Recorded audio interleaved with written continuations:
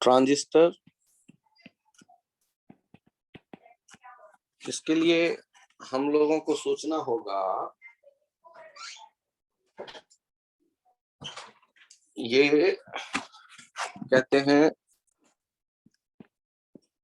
Transfer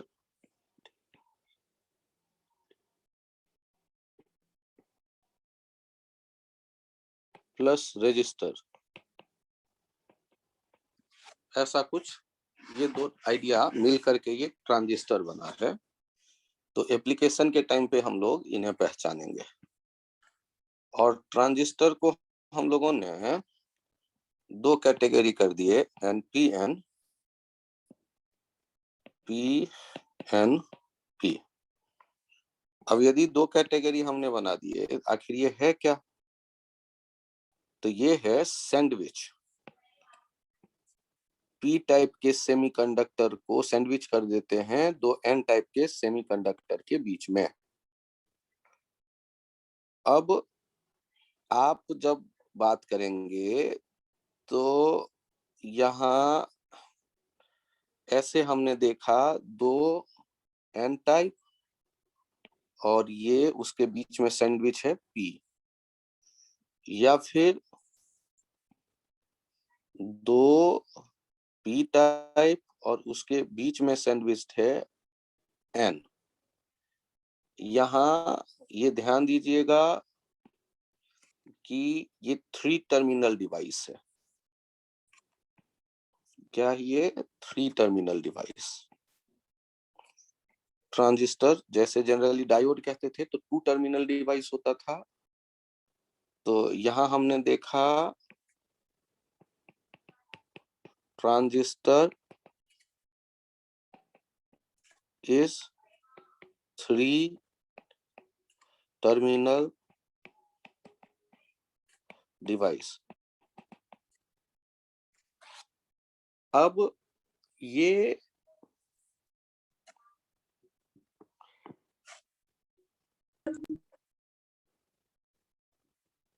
यहाँ पर 3 terminal के लिए 2 टर्मिनल तो इक्विवेलेंट देख रहे हैं, 2 एन से निकला है और एक पी से, या 2 पी एन से। ये दोनों के नाम में मैंने यहाँ गड़बड़ कर दिया, बाद वाले के नाम को बदल करके ध्यान देना ना। बाद वाले का जो नाम रख रहे हैं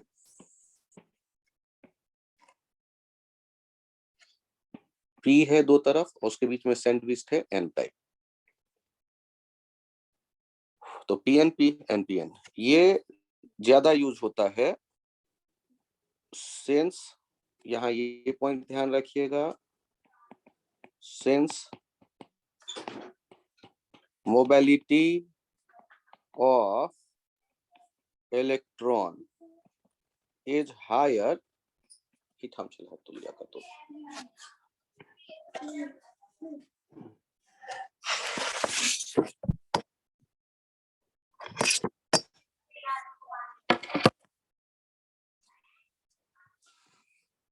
since mobility of electron is higher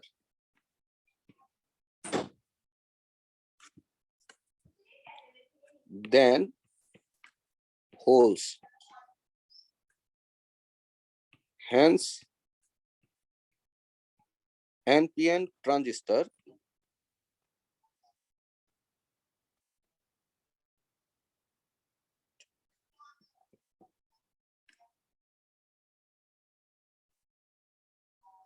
is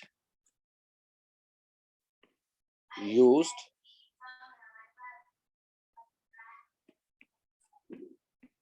more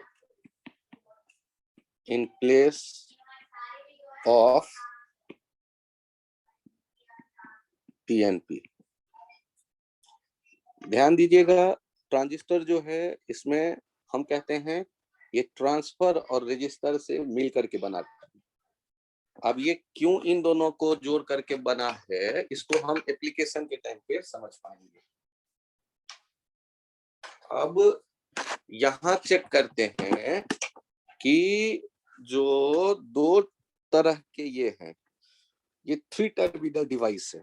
2 n के बीच p को सैंडविच कर दिया, या 2 p के बीच एक n टाइप सेमीकंडक्टर के टुकड़े को सैंडविच कर दिया, तो ये बनता है ट्रांजिस्टर। तो डायोड में, पीएन जंक्शन डायोड में पी और एन दो ही जंक्शन, 2 टर्मिनल निकले होते थे। यहाँ एनपीएन है या पीएनपी है, तो 3 टर्मिनल निकले हुए हैं। इन तीनों टर्मिनल के, इनके डिजाइन के कारण अलग अलग अहमियत है। तो आप ये मत कहिएगा दोनों एन एक जैसा। एक को कहा जाता है इमीटर, जो पतला पार्ट है, और जो चौड़ा है, ये दोनों साइड वाले में, उनमें कहा जाता है कलेक्टर, जो कलेक्ट करे आराम से। और ये नीचे जो है बीच वाला, इसे दोनों के बीच सैंडविच जो पार्ट है, उससे जो टर्मिनल निकला है उसे कहते हैं बेस। ये है बेस, ये है इमीटर,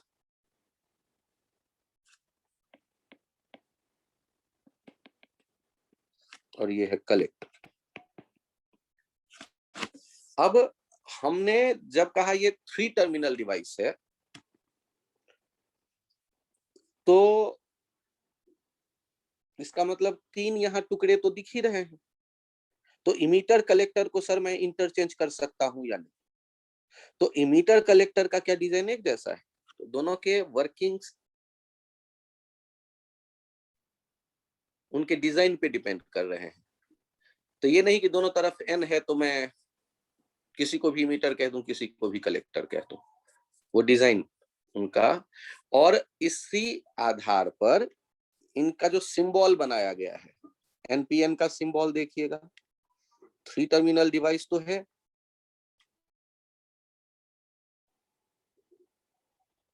ये 3 टर्मिनल निकलता हमने दिखा दिया एक सर्किल से। इनमें इमीटर इमिट करेगा, तो एन वाला टुकड़ा है, तो वहां मेजोरिटी में एन होंगे फ्री इलेक्ट्रॉन, तो फ्री इलेक्ट्रॉन इमिट करेगा, और कलेक्टर कलेक्ट करेगा। तो इधर से इधर किसको हम जाता देख रहे हैं? फ्री इलेक्ट्रॉन को। तो करंट का डायरेक्शन किधर से किधर लेंगे? करंट का डायरेक्शन इधर से इधर होगा। तो करंट के डायरेक्शन हो जाएगा बेस से, ये कलेक्टर से इमीटर की तरफ। तो जिधर करंट जा रहा होता है ना, उससे हम अंदाजा लगा लेते हैं कि जिस लाइन पे एरो दिया वो इमीटर वाला लाइन है। जिस लाइन पे एरो दिया ना, वो इमीटर वाला लाइन हुआ। और ये चूंकि इमीटर भेज रहा होगा, करंट इमीटर की तरफ जा रहा है, इसका मतलब वो इलेक्ट्रॉन भेज रहा होगा। इलेक्ट्रॉन के जाने के अपोजिट होता है करंट का डायरेक्शन। तो ये एनपीएन सिंबल हो गया। और यदि बात करेंगे पीएनपी के लिए, तो पीएनपी के लिए देखिए सिंबल क्या होगा। फिर से वही 3 लाइन तो आप बनाएंगे,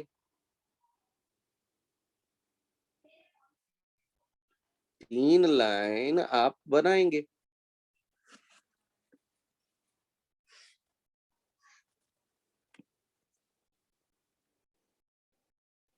अब यहां एरो देते हैं।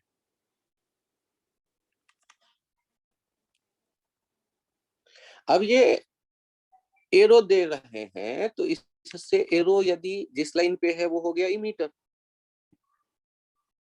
जिस लाइन पे है एरो वो हो गया इमीटर। ये फिजिक्स के जब कॉपी पे हम डायग्राम बनाएंगे, उसको इमीटर लिखा नहीं रहेगा, एरो देख के डिसाइड कर लेंगे ये इमीटर। और एरो का डायरेक्शन ये बता देगा। और दूसरा वाला हो जाएगा कलेक्टर, कलेक्टर।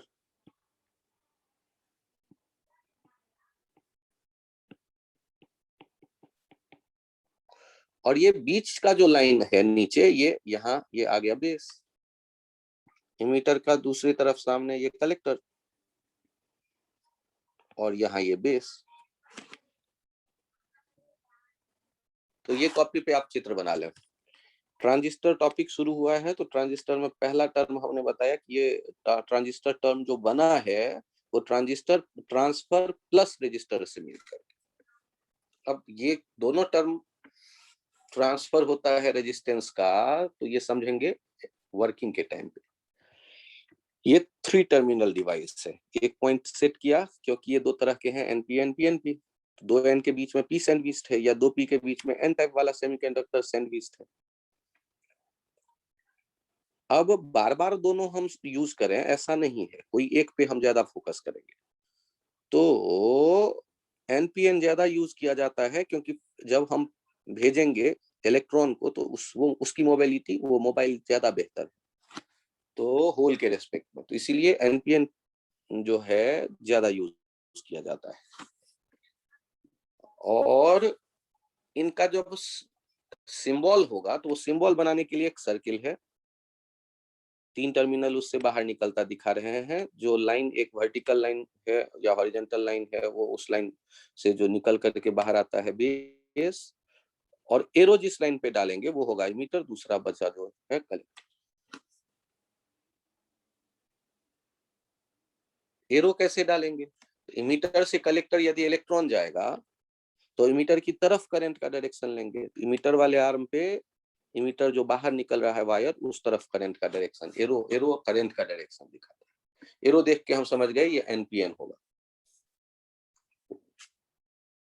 एक बार इसको मैं यहाँ एक्सप्लेन करता हूँ बड़े डायग्राम में, कि यदि आपके सामने ये ऐसे डायग्राम बना हुआ है और आपको सोचना है कौन इमीटर और कौन कलेक्टर।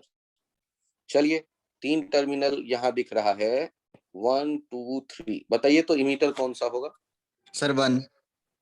हाँ, एरो जिस पे है वो हो गया इमीटर। तो कलेक्टर कौन सा हो गया? 3। 3। और बेस 2। 2। और ये एनपीएन है या पीएनपी है? तो करंट सर का डायरेक्शन NPN। ये है, इसका मतलब कि इधर से कौन गया होगा? इलेक्ट्रॉन गया होगा उधर।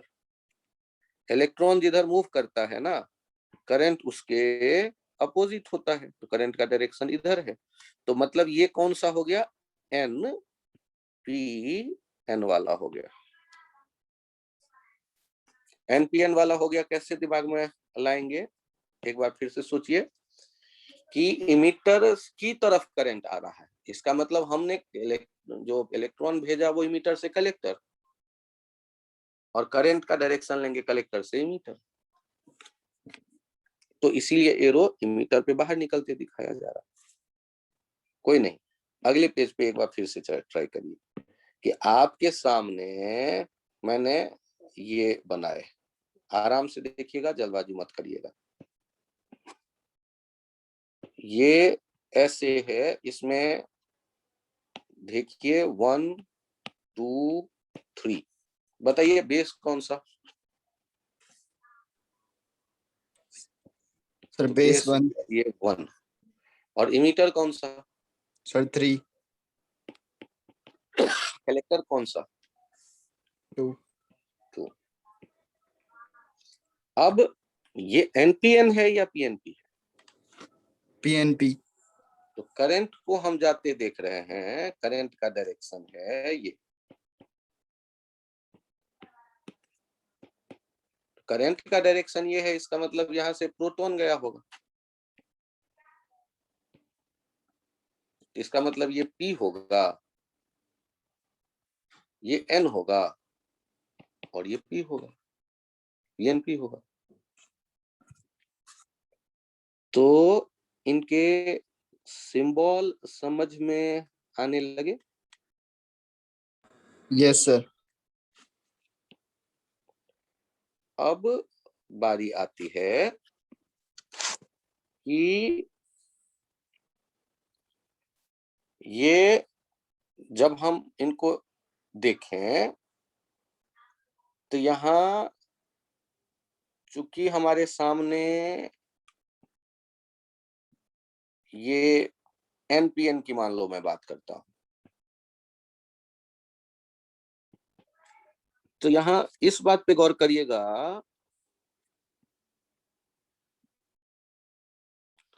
दो होंगे डिप्लीशन रीजन।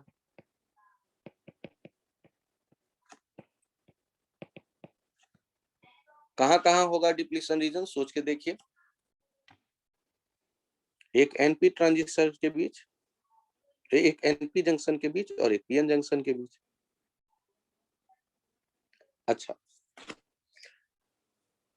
अब यदि हम बात करते हैं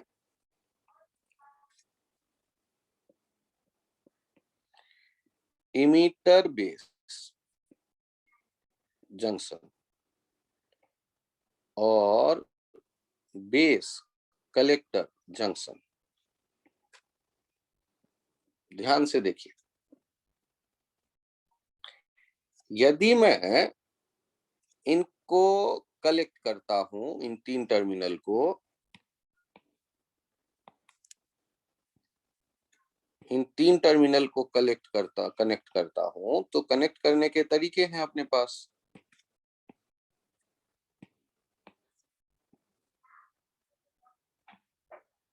क्या क्या तरीका है? इमीटर बेस जंक्शन को फॉरवर्ड बायस्ड कर दूं और बेस कलेक्टर जंक्शन को रिवर्स बायस्ड कर दूं, और ये जो कनेक्शन होता है ये एक्टिव रीजन में काम करता है इस समय ट्रांजिस्टर। एक्टिव रीजन में काम करता है ट्रांजिस्टर ऐसा होने पर। एक्टिव रीजन में काम करने का मतलब होता है कि यदि मैं बाइसिंग थोड़ा सा भी बदलूंगा तो उसका प्रभाव करंट जो कलेक्टर के पास आ रहा है उस पर बहुत ज्यादा पड़ेगा। तो ये जो होता है ऐसा कॉम्बिनेशन, तो to use transistor as amplifier,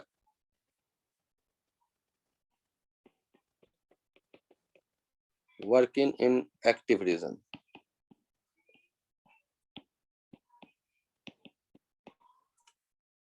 we must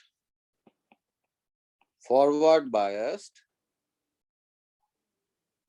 emitter base junction and reverse biased base collector junction। ये हमें याद रखना है कि जब हम एक्टिव रीजन में देखेंगे मौजूद ट्रांजिस्टर को, तो ऐसा मौजूदगी कब होगी कि जब इमीटर बेस फॉरवर्ड हो और बेस कलेक्टर रिवर्स बायस्ड हो। फॉरवर्ड बायस्ड क्या होता था? पीएन जंक्शन फॉरवर्ड कहलाता था जब P positive and negative potential पे हो, और पीएन जंक्शन रिवर्स कहलाता था जब पी नेगेटिव और एन पॉजिटिव पे हो। तो इमीटर बेस जंक्शन जो है जब फॉरवर्ड बायस्ड और बेस कलेक्टर जंक्शन जो है वो रिवर्स बायस्ड हो, उस समय हम कहते हैं कि ये एक्टिव रीजन में वर्क कर रहा है।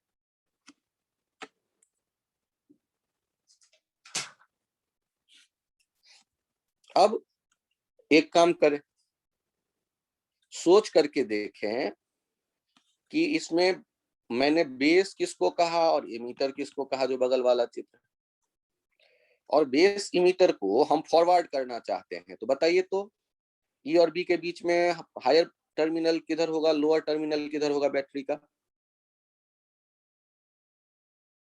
इमीटर बेस को फॉरवर्ड करना है, इमीटर वाला एन है, एन को निगेटिव दे दो, बेस वाला पी है तो पी को पॉजिटिव दे दो, तो ये हो गया फॉरवर्ड बायस्ड।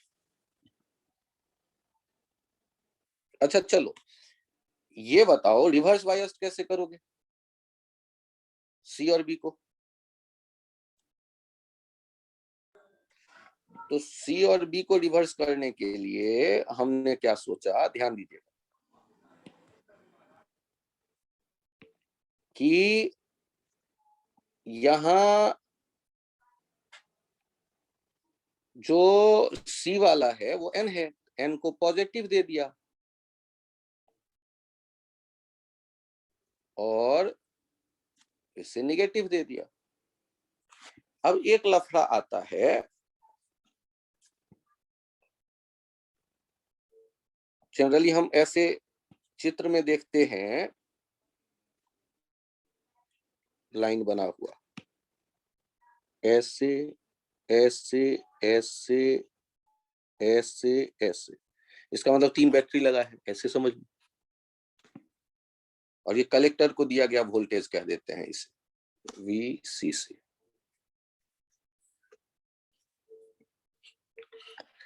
अब ध्यान दीजिए, हमने बाइसिंग के लिए क्या सोचा कि बेस कलेक्टर को फॉरवर्ड बायस करेंगे और बेस इमीटर को फॉरवर्ड बायस करेंगे, जिससे कि इमीटर इमिट कर दे। किसको इमिट कर दे? इलेक्ट्रॉन को। ध्यान दीजिएगा, मुझे ये बताइए फॉरवर्ड बायस कहां पर है, बेस इमीटर या base collector? Sir base emitter. तो यहां से जो इलेक्ट्रॉन निकला, इमीटर वाला इलेक्ट्रॉन, वो बड़े आराम से पी में चला आया होगा। क्यों? क्योंकि यहां पर रेजिस्टेंस क्या होगा? Resistance 0 in forward biased. याद करो, फॉरवर्ड बायस्ड में रेजिस्टेंस क्या होता है? 0। तो इलेक्ट्रॉन को जब फॉरवर्ड बायस आपने किया हुआ है, तो एन से पी में जाने में इलेक्ट्रॉन को कोई परेशानी नहीं आएगी। अब यहां देखिए, जो दूसरा बाउंड्री है, वहां दूसरे बाउंड्री के पास जो बेस मतलब दूसरा जो है डिप्लीशन, वहां क्या लिखेंगे? Resistance is infinite in reverse biased. तो ध्यान से सुनिए, हमने कहा ट्रांजिस्टर में कि दो अलग अलग तरह के रेजिस्टेंस रीजन है, दो अलग अलग तरह का रेजिस्टेंस का रीजन है, और उसमें इलेक्ट्रॉन का ट्रांसफर हो रहा है। इसलिए टर्म बनाया गया transfer of electron through zero resistance region towards infinite resistance region. Transfer of electron through zero resistance region towards infinite resistance region. तो इनसे मिलकर टर्म बना ट्रांसफर प्लस रजिस्टर, से टर्म बना ट्रांजिस्टर।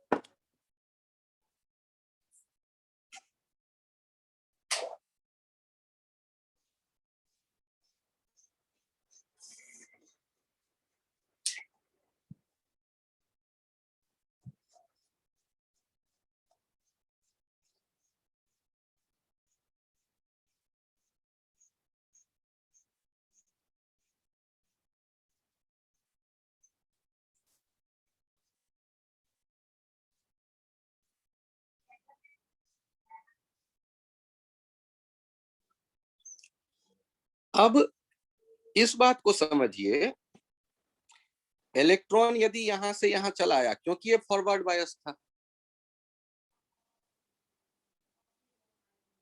अब ये अगला जो इनफाइनाइट रेजिस्टेंस वाला है, इसे कैसे क्रॉस करेगा?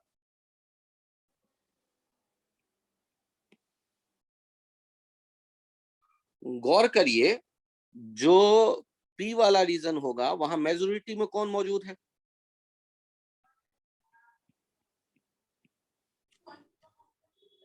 पी साइड, जो पी जो है सैंडविच है, उसमें तो होल ज्यादा मौजूद होगा। Yes sir. अब ये होल का इनफाइनाइट रेजिस्टेंस वाले उस बाउंड्री को क्रॉस करना मुश्किल है, लेकिन ये इलेक्ट्रॉन जो है, ये तो माइनॉरिटी हो गया अगले पीएन जंक्शन के लिए पी साइड में मौजूद है। तो ये इसको ये अट्रैक्ट कर लेगा बैटरी का पॉजिटिव टर्मिनल, ये बाउंड्री लांग सकता है, माइनॉरिटी वाला जो है वो आसानी से इसे लांग गया। तो ये जो पी साइड में इलेक्ट्रॉन है अभी वो माइनॉरिटी है, इसलिए ये क्या करता है कि ये इसे जंक्शन के इनफाइनाइट रेजिस्टेंस को आसानी से क्रॉस कर लेता है। और वैसे भी सोचो ना, मेजोरिटी पी उधर नहीं जाएगा क्योंकि पी को ये बैटरी जो है रिपेल कर देगा ना, इधर मत आ, लेकिन ये इलेक्ट्रॉन जो था पी से होल नहीं जाएगा उधर, लेकिन इलेक्ट्रॉन जो है वो चला गया। तो पहले वाले एन साइड से पी साइड इसलिए किया क्योंकि एन साइड में इलेक्ट्रॉन मेजोरिटी में था और ये एनपी वाला जो शुरू का है एमिटर बेस वो फॉरवर्ड बायस्ड, तो एन से पी में तो आराम से चला गया। और पी से एन साइड ये इलेक्ट्रॉन इसलिए जा पाया क्योंकि वो रिवर्स बायस्ड में है, वो जो बेस कलेक्टर, यदि वो फॉरवर्ड होता तो फिर ये इलेक्ट्रॉन भी नहीं जा पाता। ये रिवर्स बायस्ड होने पे ये इलेक्ट्रॉन उधर आसानी से चला गया। तो यहाँ पर एक रिलेशन जो हम देख रहे हैं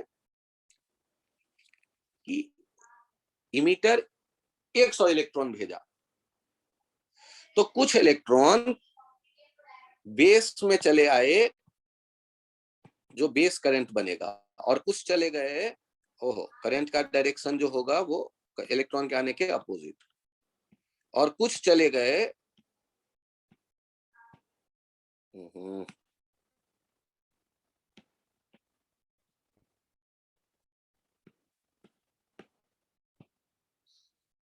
करंट का डायरेक्शन किधर लेते हैं, जिधर इलेक्ट्रॉन जा रहा है उसके अपोजिट। और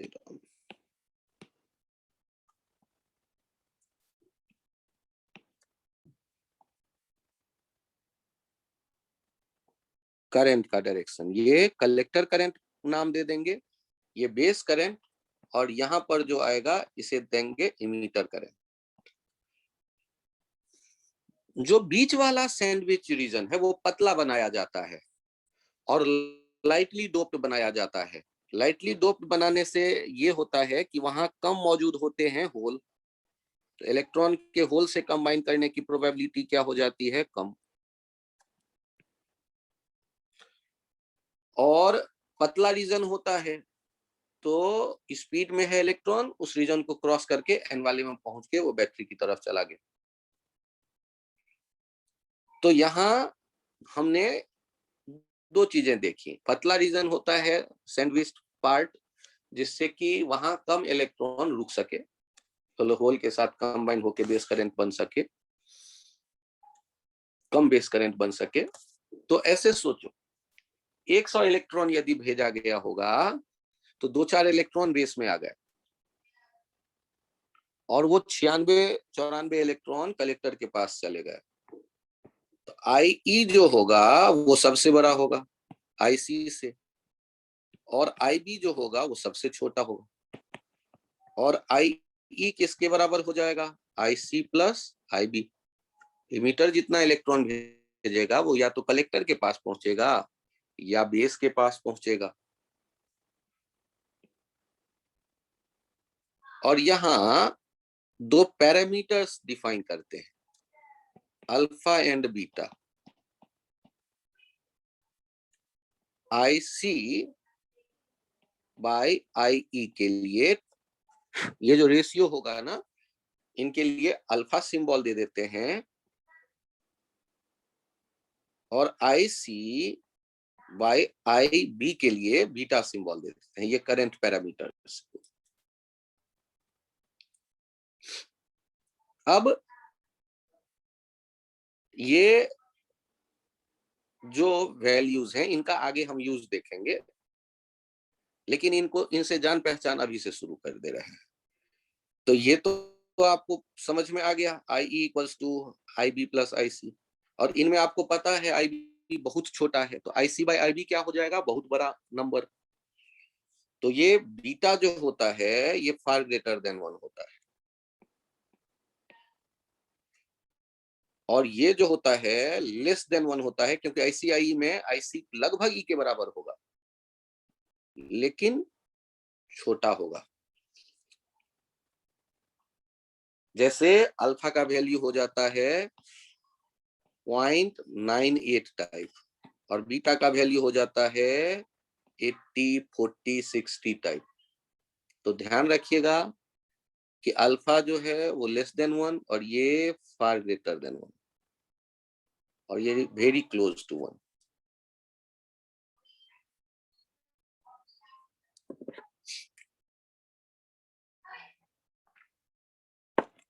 ध्यान से देखिए, अल्फा और बीटा दोनों में आईसी है न्यूमरेटर में, और जिसमें बीटा है उसका नाम बी, जिसमें बी है उसका नाम बीटा है। Beta IC by I B है और अल्फा आईसी बाई आई। यदि चेंज करके हम लिखते हैं तो कभी कभी अल्फा को बहुत डिटेल नहीं जाकर ऐसे मैं लिख दे रहा हूं, delta I C by delta I E लिख देते हैं और बीटा को delta I C by delta I B लिख देते हैं। तो डेल्टा वाले सिंबल के साथ भी लिखा ये दिख जाएगा।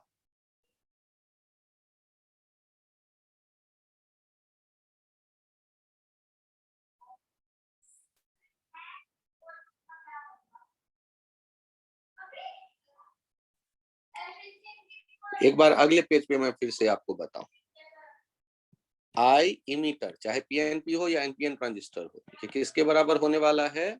आई कलेक्टर प्लस आई बेस। अल्फा और बीटा दो पैरामीटर डिफाइन कर रहे हैं।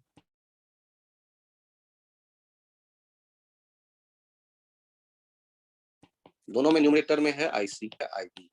तो आईसी मान लो 96/100 है, तो आई ये हो जाएगा 96/4, मतलब 100 इलेक्ट्रॉन भेजा हमने इमीटर से, 96 कलेक्टर पे आया और 4 गया बेस में। तो चेक करिए ना, एक हो जाएगा 0.96 और दूसरा हो जाएगा 24। तो अल्फा जो होता है वो less than 1, very close to 1, और बीटा जो होता है फार ग्रेटर देन 1। इसी के लिखने का सिंबल डेल्टा आई सी, यदि डायनामिक होता है ये वैल्यू तो delta I C by delta I E, और बीटा के लिए लिखते हैं delta I C by delta I B.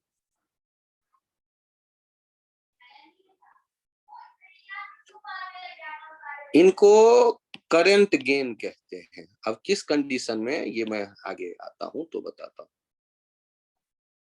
इनका एक बार फिर से रिलेशन देखिए, आई ई इक्वल्स टू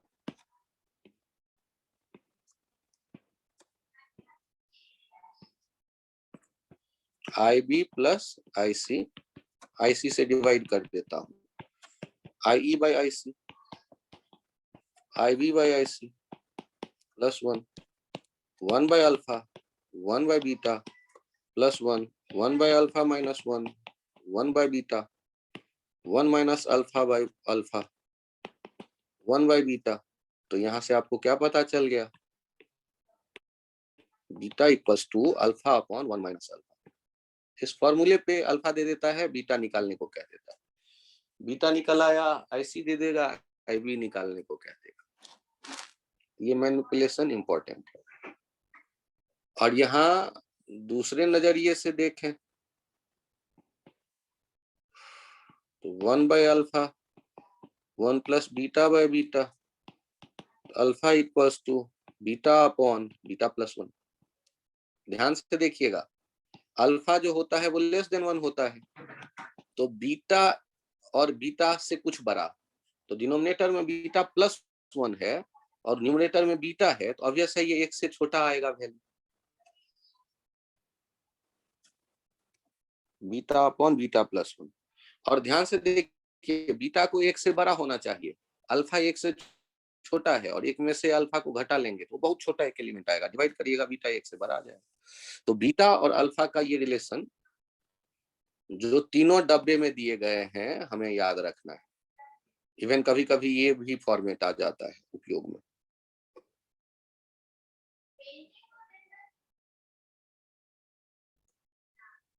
यहाँ से एक बार आपने ऐसे एनालाइज किया, एक बार ऐसे एनालाइज किया, ऐसे एनालाइज किया, तो यहाँ से आपको मिल गया, यहाँ से आपको मिल गया beta equals to alpha upon 1 minus alpha. और आपने दूसरे तरह से एनालाइज किया तो ये आ गया। तो इन सब को याद रखना है हमें।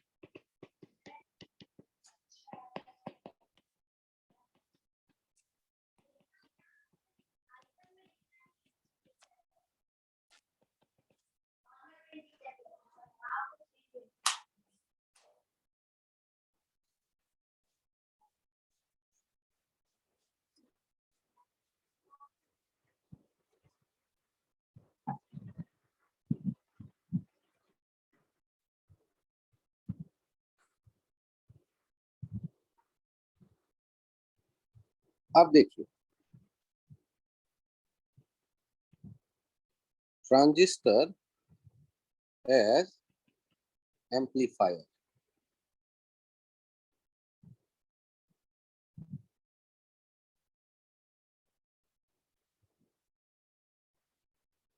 ये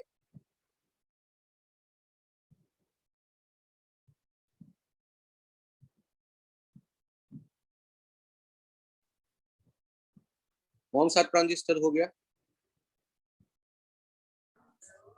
सर NPN। एनपीएन। अब देखिए, मैंने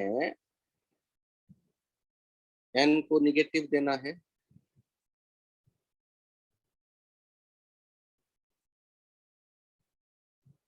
तो फिर से करेंगे।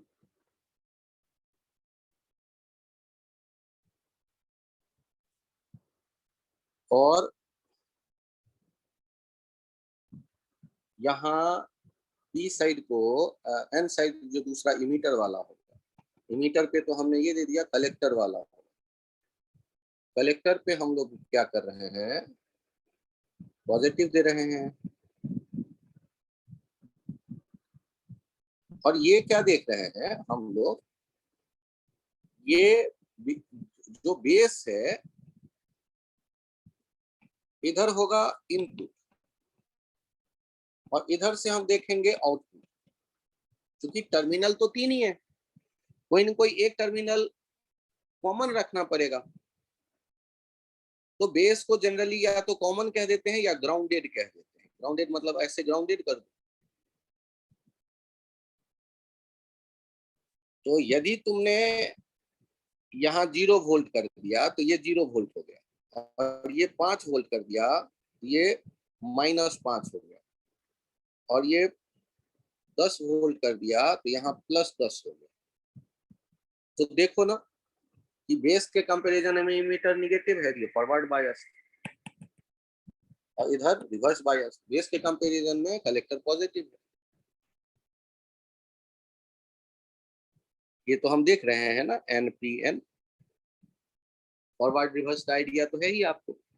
P पॉजिटिव हो और N निगेटिव तो ये फॉरवर्ड, और P निगेटिव हो और N पॉजिटिव तो देखिए N पे है राइट साइड में कलेक्टर के पास +10, और B उसके रेस्पेक्ट में जो बेस है P वो 0, तो 0 वाला निगेटिव हो गया और N वाला पॉजिटिव हो गया, तो रिवर्स बायस था। तो ये जो कॉम्बिनेशन है। अब इनपुट कैसे देंगे आप? इनपुट सिग्नल यदि हम देंगे तो इलेक्ट्रिकल सर्किट में तो इनपुट सिग्नल देने का मतलब है इनपुट वोल्टेज देंगे। अल्टरनेटिंग वोल्टेज दे दिया आपने। यहाँ जो वोल्टेज दे रहे हैं ये इनपुट, ध्यान दीजिए। इनपुट वोल्टेज का यदि ग्राफ बनाएंगे तो टाइम के साथ ये अल्टरनेटिंग करंट वाला जो इनपुट वोल्टेज अल्टरनेटिंग वोल्टेज है ये, तो इनपुट के कारण क्या बदलेगा? तो इनपुट वोल्टेज देने का मतलब एक 5 वोल्ट का तो बैटरी पहले से मौजूद है, इस 5 वोल्ट के बैटरी के साथ ये या तो सपोर्टिव रोल में आएगा, फॉरवर्ड बायसिंग 5 के बदले 15 कर देगा, या फॉरवर्ड बायसिंग को बदल के रिवर्स में लेकर के चला जाएगा ये इनपुट वोल्टेज। तो इनपुट वोल्टेज बायसिंग बदलने का काम करेगा।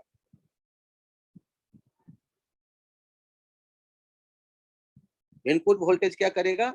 फॉरवर्ड बायसिंग को या तो ताकतवर बनाएगा या कमजोर करेगा। सोचो, यहां पर जब इधर प्लस होगा, ऊपर प्लस और ये माइनस, तो ये दोनों बैटरी दोस्त हो गए 5 वोल्ट के साथ या दुश्मन?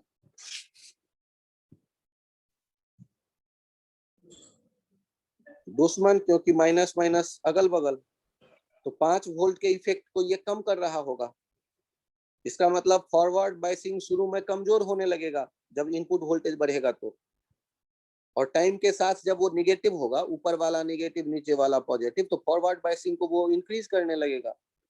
और फॉरवर्ड बायसिंग से कौन प्रभावित होगा?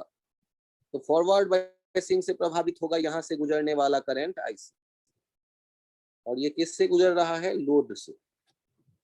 अब ध्यान देना कि हम लोग जो यहाँ देख रहे होते हैं ना आउटपुट, तो आउटपुट किसके बीच में देख रहे हैं?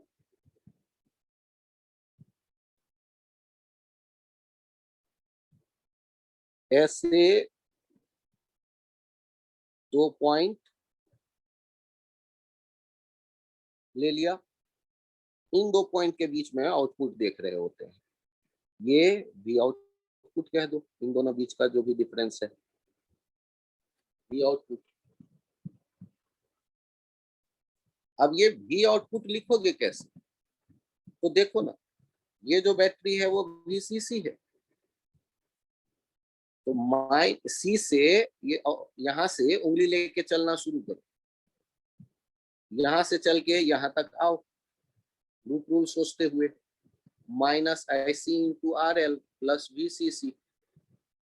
तो V आउटपुट क्या हो गया? VCC minus IC into RL। अब गौर करो आउटपुट की कहानी। शुरू में फॉरवर्ड बायसिंग क्या हो रहा है? फॉरवर्ड बायसिंग कमजोर पड़ रहा है इनपुट के साथ। तो फॉरवर्ड बायसिंग जब कमजोर पड़ेगा तो आईसी कमजोर पड़ेगा, और आईसी कमजोर पड़ेगा तो आउटपुट बढ़ेगा, तो आउटपुट बढ़ने लगा। आउटपुट का क्या होगा? यदि इनपुट में थोड़ा सा भी चेंज करेंगे तो आउटपुट में बहुत ज्यादा चेंज दिखने लगेगा।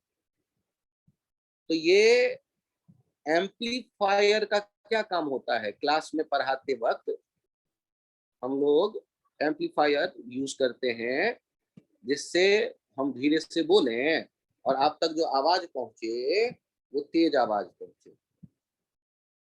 फिर से देखिए, ये कैसा ट्रांजिस्टर है? एनपीएन। इसमें कॉमन कौन सा है? बेस। तो एनपीएन ट्रांजिस्टर का कॉमन बेस कॉन्फ़िगरेशन है। सर ये नया नाम आपने कॉमन बेस कॉन्फ़िगरेशन क्यों लिया? ऐसे 2 नाम और हो सकते हैं, कॉमन इमीटर, कॉमन कलेक्टर। हम लोग पहले इसी पे फोकस करें, कॉमन बेस।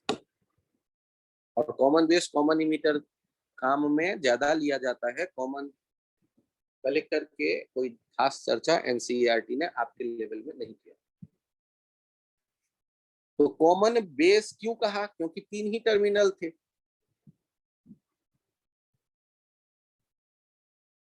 तो एक वायर इनपुट वाले के साथ भी रहेगा और आउटपुट वाले के साथ भी रहेगा, इसलिए उसको कॉमन वायर कह देंगे। तो बी जो है इनपुट के साथ भी जुड़ा दिख रहा है और आउटपुट के साथ भी जुड़ा दिख रहा है। तो ये क्या है? यहाँ ध्यान दीजिएगा, यहाँ जो फिगर है, ये फिगर किसका फिगर दिख रहा है यहाँ पर हमें?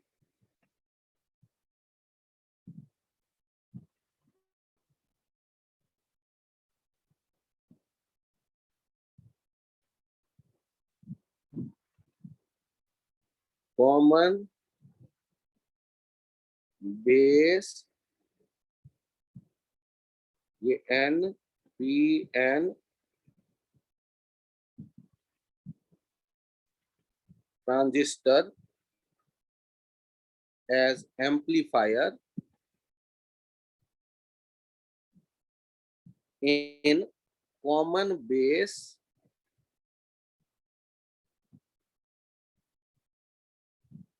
configuration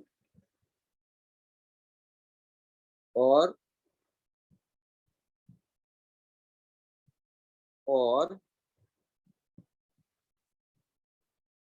in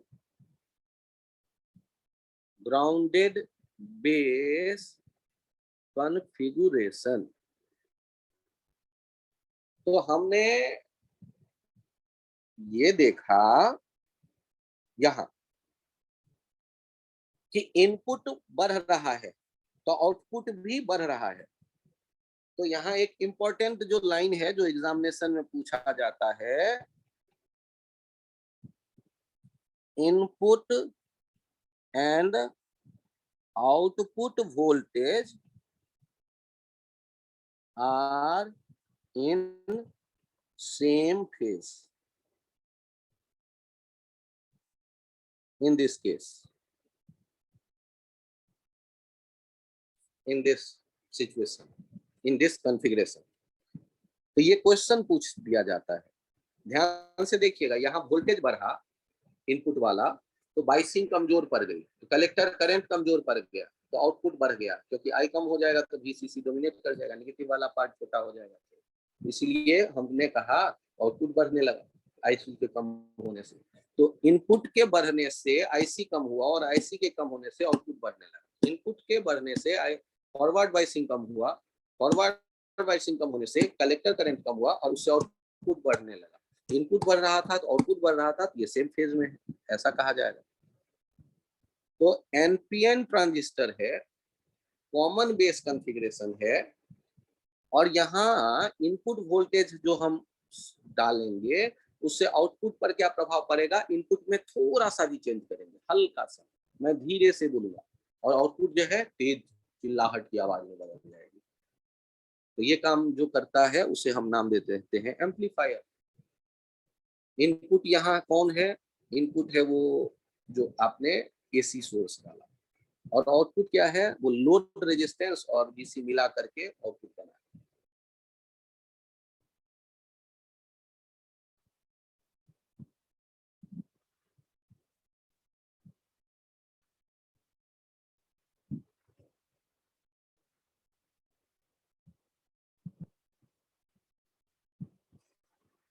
अब यहाँ एक बात पर और गौर करिए, जो चित्र के साथ आप याद कर लें तो बेहतर है। एम्पलीफायर है, एम्पलीफायर में आप या तो वोल्टेज को एम्पलीफाई करेंगे या करंट को एम्पलीफाई करेंगे। तो टर्म आपके सामने जो आएगा, या तो एम्पलीफायर है या तो आप कहेंगे करंट गेन।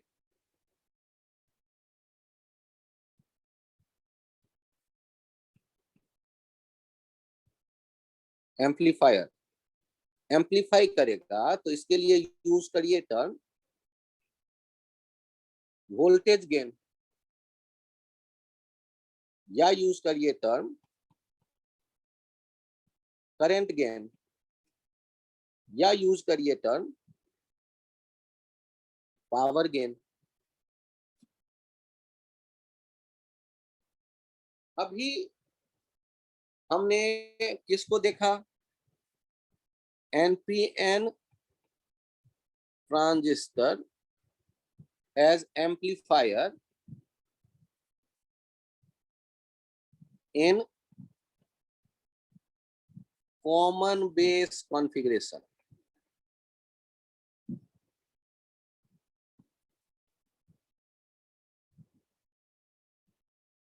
पहला जो हमारे लिए इंपॉर्टेंट था। तो यहां ध्यान से देखिए current gain,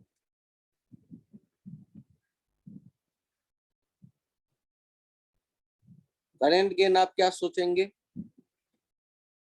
I out by I in. Output किसको देख रहे हैं, आई सी बाय आई ई, क्योंकि बी तो कॉमन है, वो तो ना आउटपुट में कहलाएगा ना इनपुट में। और इसके लिए क्या सिंबल दिया गया था, अल्फा।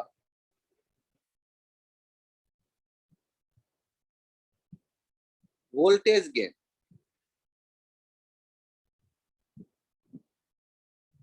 वी आउट, या कभी कभी ये ऐसे भी देखते हैं, delta I out by delta I C, delta I C by delta I, that is alpha, V out by V in. और वी आउट को क्या लिखेंगे, R out into I C, R in into I E, और ये हो जाएगा R out by R in into alpha. और यदि पावर की बात करते हैं तो P होता था आई भी, तो पावर गेन हो जाएगा voltage gain into current gain. तो यहां पर आप देखिएगा क्या हो जाएगा, R out by R in into alpha alpha square. इन्हें नोट करिए कि जब हम एनपीएन ट्रांजिस्टर की बात कर रहे हैं और बेस कॉमन रखते हैं, ये एम्पलीफायर में यूज कर रहे हैं, तो करंट बढ़ा, मतलब करंट गेन हमें मिलेगा, एम्पलीफाई होगा या तो करंट या तो वोल्टेज या तो पावर, कुछ तो होगा एम्पलीफाई। अब तो हम इसे एम्पलीफाई कर रहे हैं।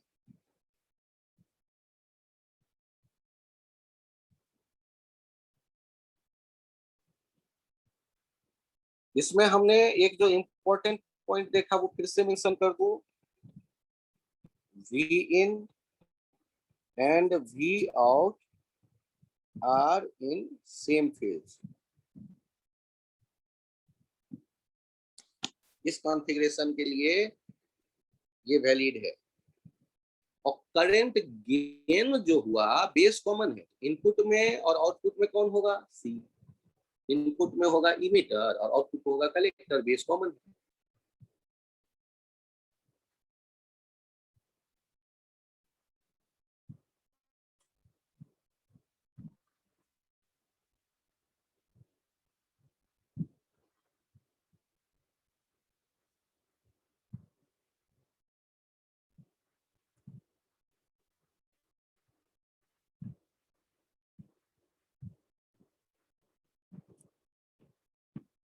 Current gain, voltage gain, power gain.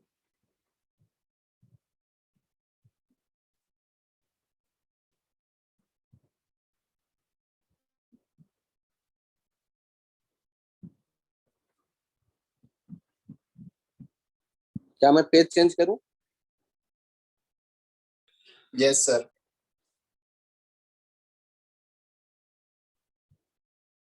यहाँ जो दूसरा आप कॉन्फ़िगरेशन सोच सकते हैं, देखिए एनपीएन ट्रांजिस्टर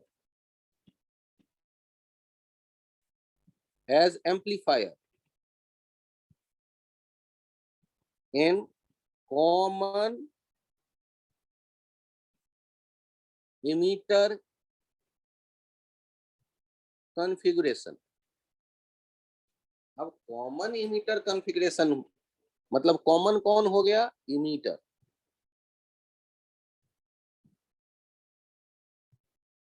अब इसके लिए आप यदि बात करते हैं current gain, I out by I in. अच्छा बताओ, आउटपुट में तो कलेक्टर ले रहे हैं, इनपुट में अब इमीटर को रखें या बेस को, तो बेस को रखना पड़ेगा क्योंकि इमीटर तो कॉमन है। और इसके लिए सिंबल एक हमने पहले देख लिया है, बीटा। चलिए वोल्टेज, वोल्टेज गेन की बात करते हैं, V out V in, output लिखेंगे R out into I C, R in into I B, emitter तो कॉमन है, R O by R I into beta. और यदि पावर गेन की बात करेंगे, पावर गेन हो जाएगा voltage gain into current gain.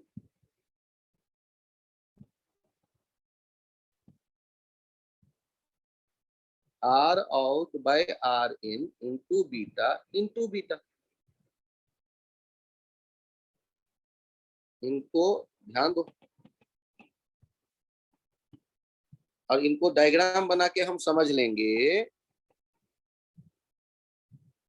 कि V in and V out are opposite in phase, means pi phase difference.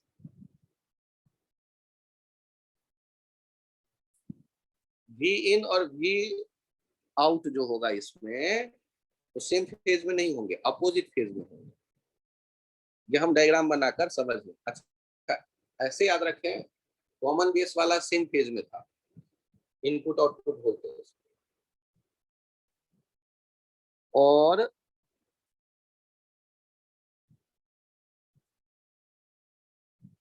Common emitter वाला opposite phase में। अच्छा, पावर गेन किस में ज्यादा मिल रहा है, थोड़ा देखना ना,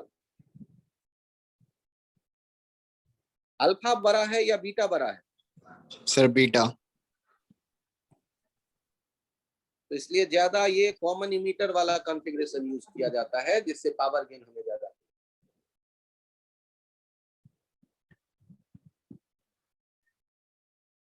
पावर गेन इन दोनों में हम देख रहे हैं, एक में अल्फा स्क्वायर आ रहा है और एक में बीटा स्क्वायर आ रहा है, तो बीटा स्क्वायर वाला ज्यादा पावर गेन देगा। केवल एक बात की, ये इनपुट आउटपुट जो है ये आपको थोड़ा मैं समझाना चाहूंगा कि कैसे अपोजिट फेज। तो पहले ये पेज नोट कर लो, फिर मैं पेज चेंज करता हूँ।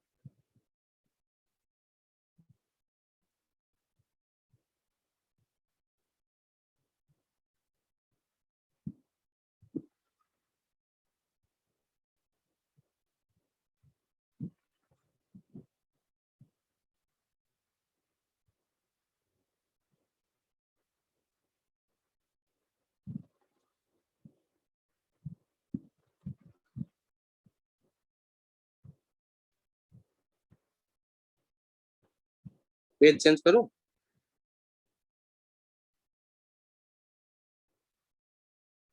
Yes sir.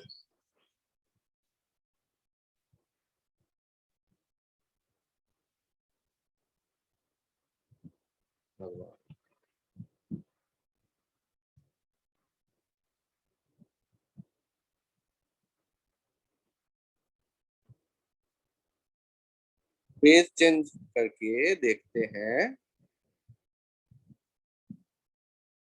कि हमने बात करनी चाहिए NPN transistor as amplifier in common emitter configuration. अब इमीटर को कॉमन करना है, तो ध्यान से देखिए चित्र में क्या अंतर कर रहे हैं।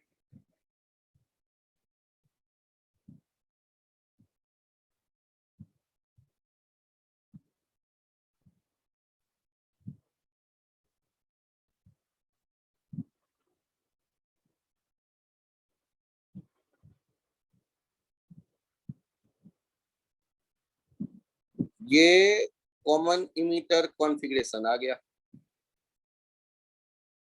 यहाँ इनपुट भी दिखने लगा और यहाँ हमने लोड के पास ये आउटपुट भी बना लिया, यहाँ से यहाँ भी आउट, और वी आउट लिखेंगे कैसे, याद भी आ गया, VCC माइनस ICRL। इनपुट वाला वोल्टेज का ग्राफ मैंने सोचा सिंपल। अब ध्यान से देखो, जब ये इधर पॉजिटिव इधर निगेटिव शुरू में आएगा तो फॉरवर्ड बाइसिंग अपना इंक्रीज हुआ या डिक्रीज? ये बेस को जो वोल्टेज हमने दिया था उसमें ये इनपुट वाला सपोर्ट कर देगा, दोनों बैटरी जुड़ जाएंगे। फॉरवर्ड बाइसिंग इंक्रीज होगा तो कलेक्टर करंट बढ़ेगा, और निगेटिव वाला पार्ट यदि बढ़ेगा तो वी आउटपुट क्या होने लगेगा, कम। VCC माइनस माइनस वाला पार्ट इंक्रीज होने लगा, ये पहले नीचे की तरफ जाएगा फिर ऊपर जाएगा। तो ये जो आउटपुट और इनपुट है इनको हम सेम फेज में कहेंगे या अपोजिट फेज में कहेंगे? V in V out are in opposite phase। ये पूछा गया है बार बार, उसे चाहो तो 5 स्टार आइडिया बना दो।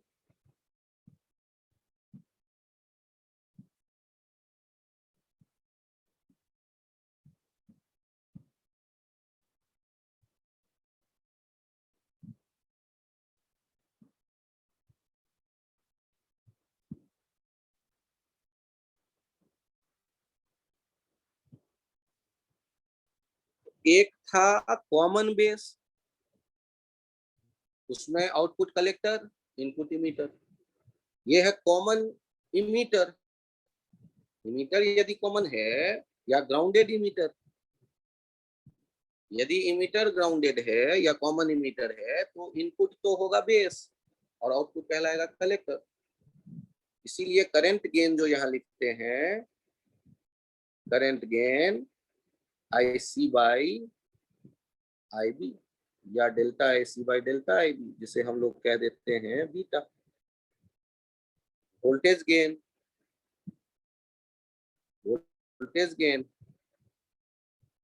RC या R out by R in into beta, और power gain R out by R in into beta square.